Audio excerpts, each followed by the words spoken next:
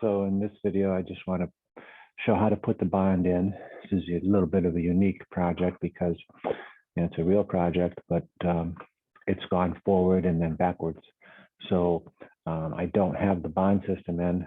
When I say it went forward and backwards, I actually went a little bit farther probably than I should have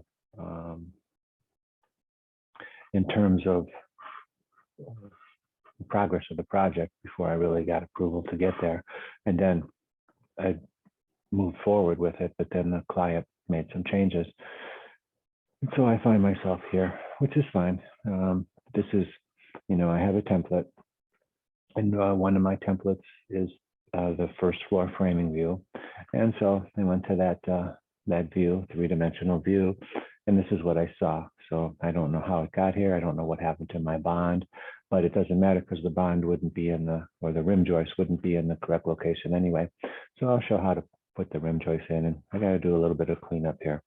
And these are my frieze boards, and I have some framing for my structure for this house, and I don't need to see that.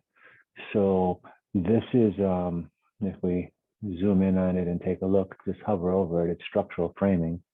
So if I used visibility graphics to shut that down, VG, then and turned off my structural framing here, then it would also turn off my structural framing on the floor.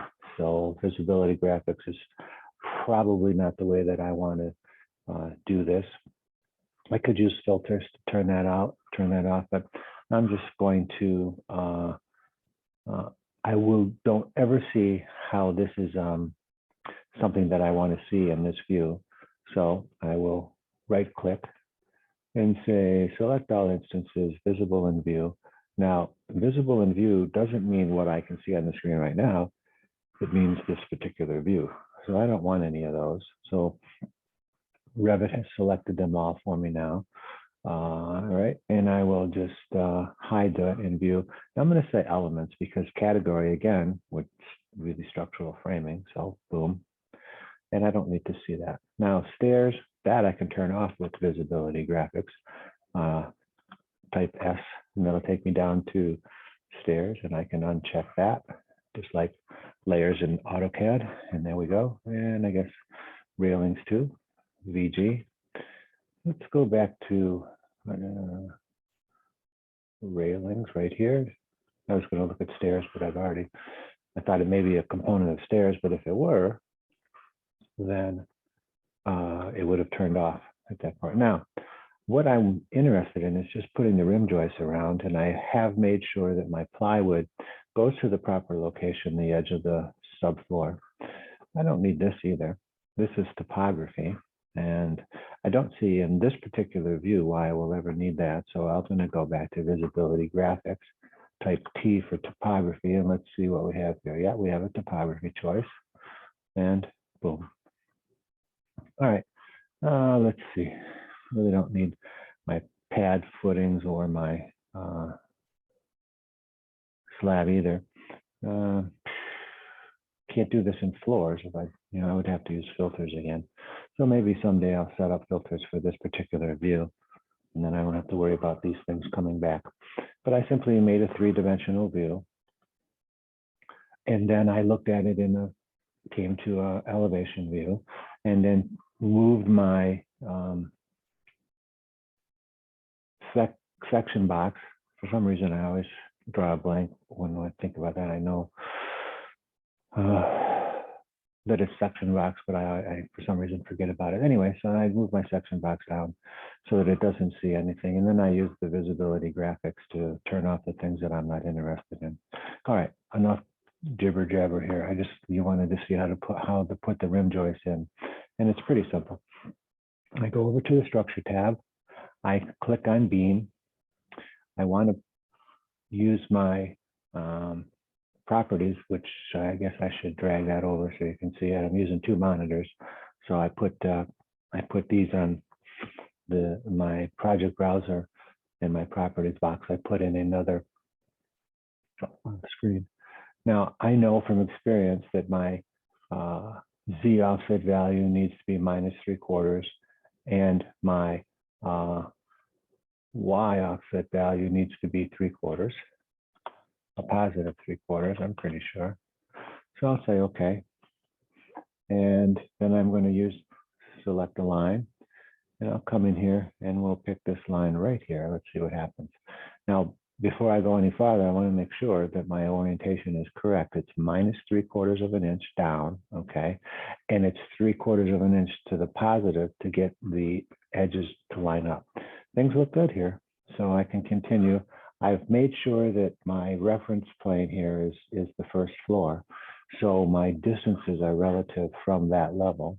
So I can go over here now and click on this guy, and I will just spin it around until I've found the entire perimeter of the plywood subfloor. And that will be my bond. Now, normally I would put the bond in first.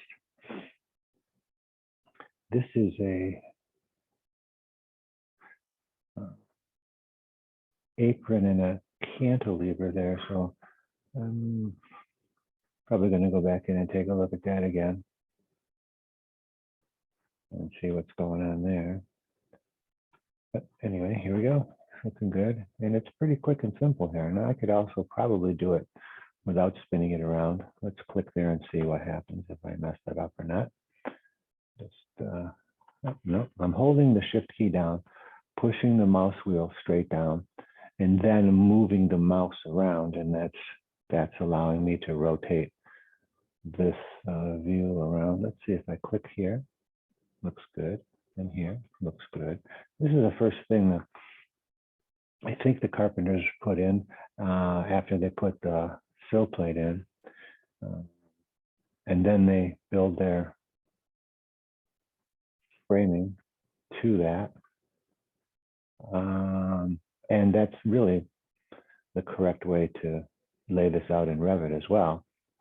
But this is an example where my framing is already put in for the slightly different design of this house. And then we went back and changed the design of the house, which made the bond no longer be correct. But what's interesting to me is I'm coming back to this project, and I don't know how we got here. Where did all the bonds go? So let's see.